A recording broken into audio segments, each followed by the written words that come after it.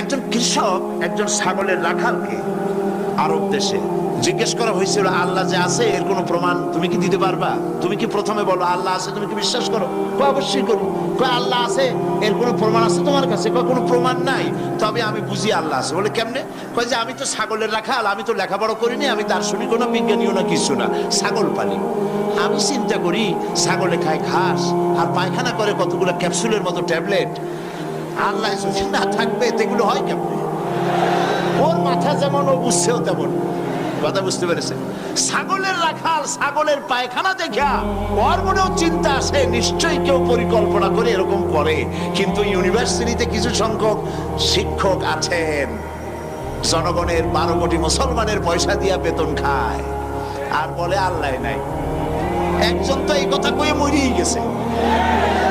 মরার সময় বেচারা বুঝতে পারছে যে কবরে গেলে দশাটা কি হবে, সেই জন্য কবরে যাব না।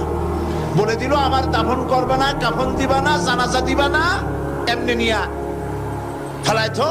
তারপরে কি বলে মেডিকেল কলেজে দিয়ে দিও, ছেলেরা আমাকে অপারেশন করিয়া কাটাছেড়া করিয়া অপারেশন শিখবে।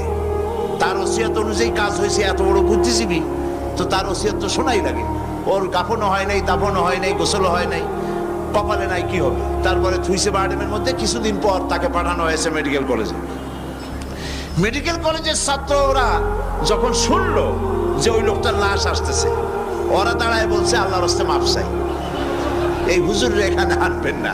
উনি বেঁচে থাকতে আল্লাহরে অস্বীকার করছে, এখন ওনারে কাইটা যদি আমরা অপারেশন শিখি তাহলে যে রুগীরে ধরবো যাও বাঁচবে ওইটা মরবে, কাজী এটারে ফিরা। এরপরে নিয়া কোনো জায়গায় নিল না, আবার নিয়া বারডেমের ডিপ ফ্রিজের মধ্যে রেখে দিছে। আমার এখন চিন্তা হয়েছে যে এই লাশটারে যদি এখন রাস্তায় ফেলায় দেয় কুত্তাও খাবে না।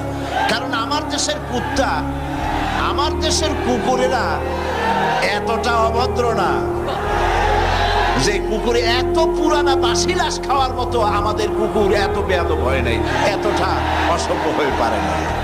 কাজী আল্লাহর সাথে যারা নাফরমানি করে আল্লাহ এরকম দেখান।